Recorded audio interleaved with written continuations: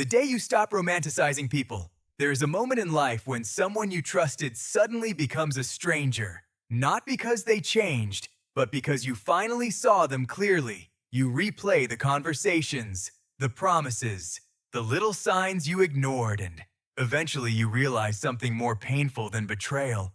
You were not only attached to the person, you were attached to the version of them that existed inside your mind. And that version may have never existed at all.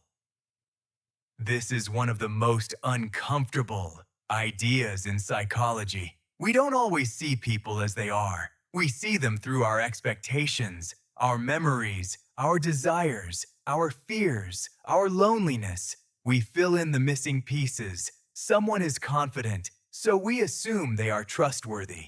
Someone is attractive, so we unconsciously give them qualities they never demonstrated. Someone understands us once, and suddenly, our mind creates an entire personality around that single moment. We don't fall in love with reality. Sometimes, we fall in love with a projection, and reality eventually arrives to destroy it. The person inside your head think about someone you once admired, someone you believed was different. Maybe you defended them when other people warned you. You explained away their behavior. They were stressed. They didn't mean it.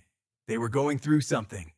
You kept translating disrespect into misunderstanding because accepting the truth would have forced you to accept something even more painful, that you had invested emotionally in an illusion.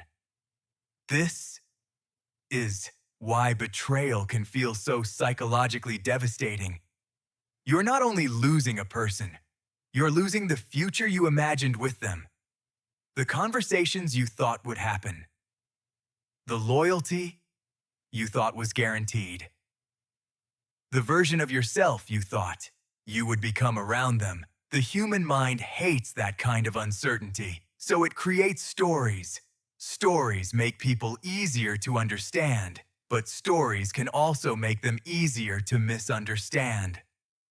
The mask Carl Jung spent much of his work exploring the hidden parts of personality. One of his most important concepts was the idea of the persona, the social mask, the version of ourselves we present to the world, and everyone has one, the polite version, the confident version, the professional version, the funny version, the strong version, the version our family expects, the version our friends reward, the version society finds acceptable. A mask is not automatically fake. We need different roles to function in society. The danger begins when we forget that it is a mask, when the performance becomes the identity. And sometimes, the longer you know someone, the more you notice small inconsistencies. The kind person becomes cruel when they gain power. The honest person becomes defensive when confronted. The supportive friend suddenly becomes competitive. The person who says they hate manipulation begins controlling everyone around them, and slowly, the performance begins to crack. Watch the pattern.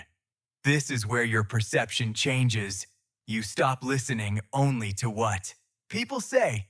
You start watching what they repeatedly do because words can be rehearsed. Patterns are harder to fake watch. What happens when you stop chasing someone? Does their attention suddenly increase? Watch what happens when you establish a boundary.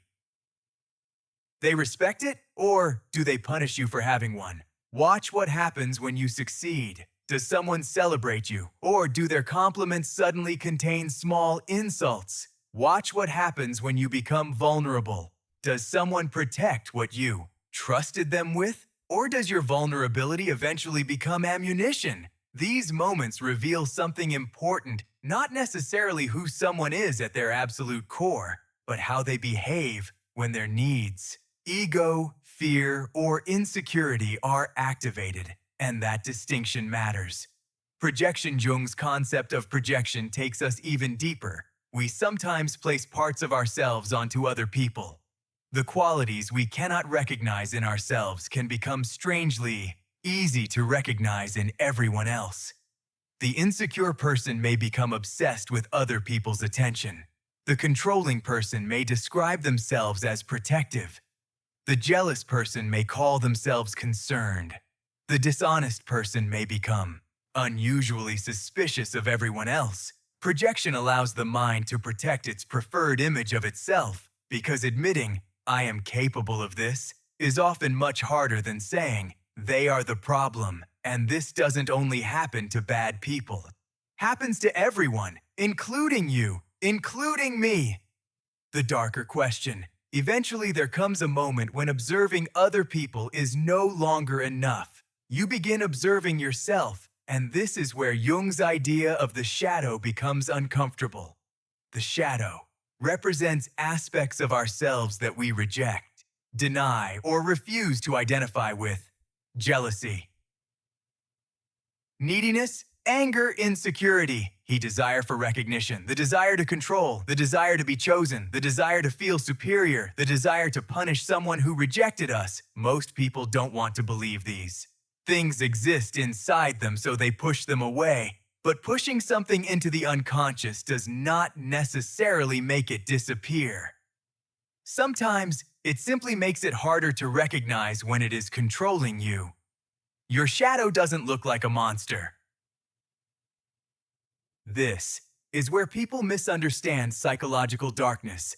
The shadow doesn't always look evil. Sometimes it looks like silence. You stop replying because you want someone to worry about losing you. Sometimes it looks like kindness. You help someone because you secretly need them to depend on you. Sometimes it looks like confidence. You act as though you don't care, because admitting that you care would make you vulnerable. Sometimes it looks like morality. You become obsessed with proving that you are better than the people you secretly envy. The frightening part isn't discovering that you have dark impulses. The frightening part is discovering how easily the mind can create a respectable explanation for them. The ego protects the story. Human beings desperately want a coherent story about themselves. I'm a good person. I'm loyal. I'm honest. I'm the victim. I'm the strong one. I'm the helper. I'm the one who always sacrifices. And when reality threatens that story, the mind becomes defensive. Cruelty becomes honesty. Control becomes protection. Jealousy becomes concern. Avoidance becomes independence. Manipulation becomes love. The behavior may remain the same, only the explanation changes. And sometimes the most difficult person to deceive is not another person. It is yourself. Why? Some relationships change when you change. Now imagine you become more confident. You stop over-explaining. You stop chasing approval. You start saying no. You become comfortable being alone. You stop accepting disrespect. Something strange can happen.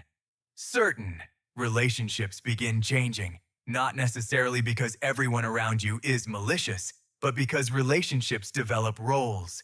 The listener, the rescuer, the funny one, the dependable one, the weak one, the successful one.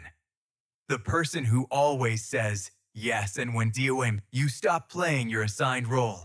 People may not know how to relate to you anymore. Someone who loved your availability may dislike your boundaries. Someone who depended on your insecurity may dislike your confidence. Someone who enjoyed controlling the relationship may call your independence selfish. This doesn't automatically mean they were manipulating you, but it does reveal something important. Relationships are influenced by the roles people become accustomed to. Change the role, and you change. The relationship, the psychology of needing to be needed. Some relationships are held together by unconscious exchanges. One person needs admiration. The other needs to feel important.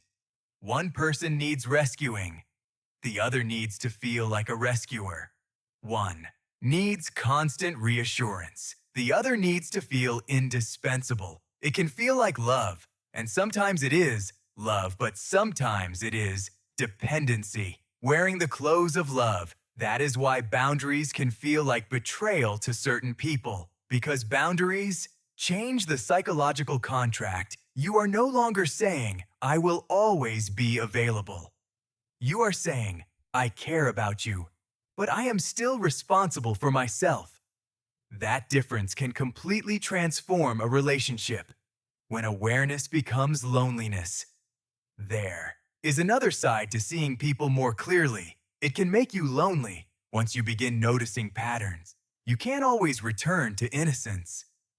Certain compliments sound different. Certain apologies sound different. Certain friendships feel different, you notice. When someone only appears when they need something, you notice when affection increases after you withdraw. You notice when praise contains competition. You notice when someone asks about your life, only to compare it with theirs, and suddenly a social interaction becomes more complicated because you are seeing the psychological layer underneath the conversation. But don't make this mistake. This is where awareness can become dangerous. You can become so focused on manipulation that you start seeing manipulation everywhere. You can become so afraid of betrayal that you stop allowing intimacy. You can become so suspicious of masks that you forget everyone needs one. And you can become so fascinated by human darkness that you begin believing darkness is all there. That is not awareness. That is cynicism. Jung's ideas were not an invitation to hate humanity. They were an invitation to become more conscious of it, including your own, the most uncomfortable discovery. Eventually, if you look deeply enough, you stop asking, "Why are people like this?" and start asking, "Where do I do this too? Where do I manipulate? Where do I seek validation? Where do I punish people emotionally? Where do I pretend not to care? Where do I become jealous? Where do I use silence as control? Where do I create stories about other people because reality is uncomfortable?" That question changes everything because it turns psychology from a weapon for analyzing other people into a mirror for understanding yourself. You are not as rational as you think. One of Jung's most famous ideas is that unconscious patterns can influence our lives while we experience their consequences as fate. And this idea is